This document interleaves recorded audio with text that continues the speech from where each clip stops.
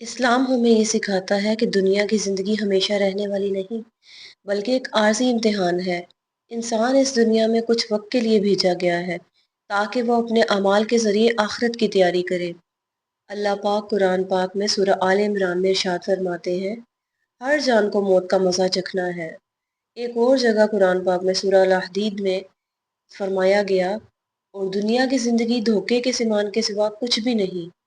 اور سورہ عنکبوت میں اللہ تعالیٰ پاک کا ارشاد ہے، اور بے شک آخرت ہی اصل زندگی ہے، کاش یہ لوگ جانتے۔ ایک دن اللہ پاک اس پوری کائنات کو فنا کر دے گا۔ جب اللہ کے حکم سے حضرت اسرافیل علیہ السلام سور پھونکیں گے تو زمین و آسمان ہل جائیں گے اور ہر چیز فنا کر دی جائے گی۔ سورہ رحمان میں اللہ پاک کا ارشاد ہے، جب آسمان شق ہو جائے گا اور سرخ چمڑے کی طرح سرخ ہو جائے گا۔ اور اسی دن کے حوالے سے اللہ پاک کا ارشاد ہے سورہ تکویر میں، جب سورج لپیٹ دیا جائے گا اور جب ستارے بے نور ہو جائیں گے۔ اللہ پاک سورہ زمر میں فرماتے ہیں، اور سور پھونکا جائے گا تو آسمانوں اور زمین میں سے سب بے ہوش ہو جائیں گے مگر جسے اللہ چاہے۔ اس دن پہاڑ روئی کی طرح اڑنے لگیں گے، سمندر بھڑک اٹھیں گے اور زمین اپنی ہر چیز باہر نکال دے گی۔ پھر روز محشر برپا ہوگا۔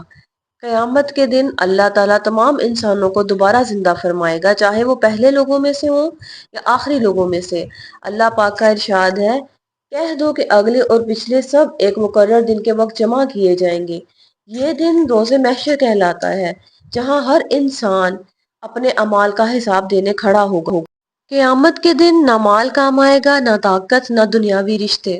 اللہ تعالیٰ کا ارشاد ہے سورہ شورى میں اللہ پاک فرماتے ہیں، جس دن نہ مال فائدہ دے گا نہ اولاد، سوائے اس شخص کے جو اللہ کے پاس پاک دل لے کر آئے۔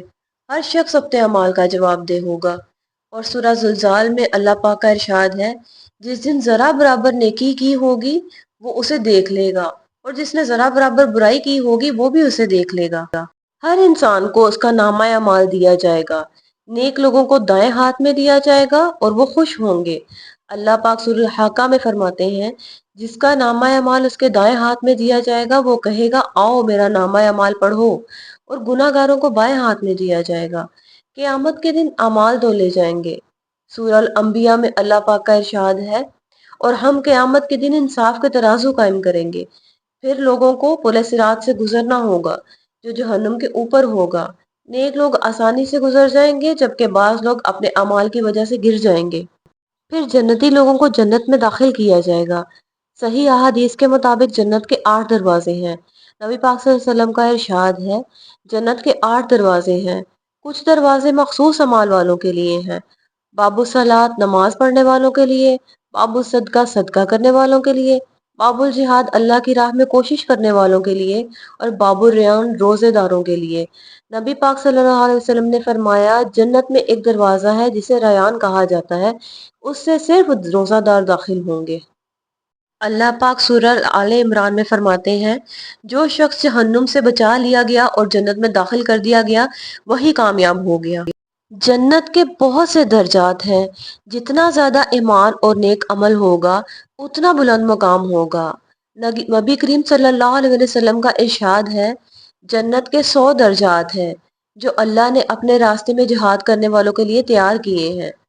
سب سے اعلیٰ درجہ جنت الفردوس کا ہے۔ نبی پاک صلی اللہ علیہ وسلم نے فرمایا، جب اللہ سے جنت مانگو تو جنت الفردوس مانگو، کیونکہ وہ جنت کا سب سے اعلیٰ درجہ ہے۔ قرآن پاک میں بار بار ذکر آیا ہے، ایسے باغات جن کے نیچے نہریں بہتی ہوں گی۔ جنت میں مختلف نہریں ہوں گی، صاف پانی کی نہریں، دودھ کی نہریں، شہد کی نہریں، لذیذ مشروبات کی نہریں۔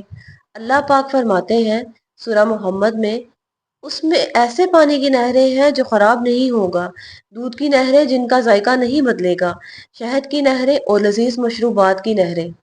جنت میں ہر جمعہ ایک جمعہ بازار لگے گا جس میں لوگ مزے کریں گے اور کھائیں پیئیں گے، اور واپسی پہ ان کے چہرے اور روشن اور خوبصورت ہوں گے۔ جنت میں ہر قسم کی پاکیزہ نعمتیں ہوں گی۔ سورہ زخرف میں اللہ پاک فرماتے ہیں، ان پر سونے کے برتن اور پیالے گردش کرائے جائیں گے۔ جنت میں بھوک نہیں ہوگی، پیاس نہیں ہوگی، بیماری نہیں ہوگی اور تھکاوٹ بھی نہیں ہوگی۔ نبی پاک صلی اللہ علیہ وسلم نے فرمایا، اہل جنت نہ تھوکیں گے، نہ ناک صاف کریں گے، نہ فضلہ خارج کریں گے۔ جنت کے درخت بہت بڑے اور خوبصورت ہوں گے۔ نبی پاک صلی اللہ علیہ وآلہ وسلم نے فرمایا، جنت میں ایک ایسا درخت ہوگا کہ ایک سوار 100 سال تک اس کے سائے میں چلتا رہے گا۔ جنت کے پھل ہمیشہ موجود رہیں گے۔ اللہ پاک کا ارشاد ہے، سورہ الحاقہ میں اللہ پاک فرماتے ہیں، اس کے پھل جھکے ہوئے ہوں گے۔ اسلام میں حور العین جنت کی نعمتوں میں سے ایک نعمت ہے، جس کا ذکر قرآن و احادیث میں بار بار آیا ہے۔ اللہ تعالیٰ نے جنت کی نعمتوں کو بیان کرتے ہوئے حوروں کا ذکر بھی فرمایا تاکہ ایمان والوں کو آخرت کی طرف رغبت دلائی جائے۔ اسلام میں ان موضوعات کو پاکیزگی، عزت اور حیات کے ساتھ بیان کیا گیا ہے۔ حور عربی زبان کا لفظ ہے جس سے مراد نہایت خوبصورت اور پاکیزہ مخلوق ہے، جبکہ عین سے مراد بڑی اور حسین آنکھوں والی ہے۔ پورے جنت کی ایسی مخلوق ہوں گی جو پاکیزہ ہوں گی، ہمیشہ جوان رہیں گی، بیماری، غم اور حسد سے پاک ہوں گی۔ جنت والوں کے لیے اللہ کی نعمت ہوں گی۔ اللہ پاک سورہ دخان میں فرماتے ہیں، اور ہم ان کا نکاح بڑی بڑی آنکھوں والی حوروں سے کریں گے۔ سورہ واقعہ میں اللہ پاک کا ارشاد ہے، اور خوبصورت آنکھوں والی حوریں ہوں گی جیسے چھپائے ہوئے موتی۔ جنت والوں کے دل پاک ہوں گے۔ اللہ پاک سورہ الاعراف میں فرماتا ہے، ہم ان کے سینوں سے ہر قسم کا کینہ نکال دیں گے، اور جنتی بہترین لباس پہنیں گے۔ سورہ الانسان میں اللہ پاک فرماتا ہے، وہ سبز ریشمی لباس پہنیں گے اور چاندی کے کنگن پہنائے جائیں گے۔ وہ ہمیشہ جوان، خوبصورت اور خوش رہیں گے۔ جنت کے محلات سونے، چاندی اور قیمتی موتیوں سے بنے ہوں گے۔ صحیح بخاری میں نبی پاک صلی اللہ علیہ وسلم کا ارشاد ہے، جنت میں ایک موتی کا خیمہ ہوگا جس کی چوڑائی 60 میل تک ہوگی۔ اللہ پاک سورہ صف میں فرماتا ہے، ہمیشہ رہنے والی جنتوں میں پاکیزہ مکانات۔ جنت میں کبھی موت نہیں آئے گی، بیماری نہیں ہوگی، بڑھاپا نہیں آئے گا، غم نہیں ہوگا، خوف نہیں ہوگا۔ اللہ پاک سورہ الحجر میں فرماتے ہیں، انہیں وہاں نہ کوئی تکلیف پہنچے گی اور نہ وہ وہاں سے نکالے جائیں گے۔ سورہ یاسین میں اللہ پاک کا ارشاد ہے، آج جنتی لوگ مزے کرنے میں مشغول ہیں۔ اس دن جنتی اور ان کی بیویاں گھنے سایوں میں ہوں گی، مسندوں پر تکیہ لگائے ہوئے۔ ہر قسم کی لذیذ چیزیں کھانے پینے کو ان کے لیے وہاں موجود ہوں گی۔ اسلام میں جنت اللہ تعالیٰ کی وہ ابدی نعمتوں بھری جگہ ہے جو ایمان والوں اور نیک اعمال کرنے والوں کے لیے تیار کی گئی ہے۔ جنت سکون، خوشی، رحمت، خوبصورتی اور ہمیشہ کی کامیابی کا مقام ہے۔ قرآن مجید اور صحیح احادیث میں جنت کا تفصیلی ذکر موجود ہے تاکہ انسان نیکی کی طرف راغب ہو اور آخرت کی تیاری کرے۔ اللہ تعالیٰ فرماتا ہے سورہ بقرہ میں، اور ایمان والوں اور نیک عمل کرنے والوں کو خوشخبری دے دو کہ ان کے لیے ایسے باغات ہیں جن کے نیچے نہریں بہتی ہوں گی۔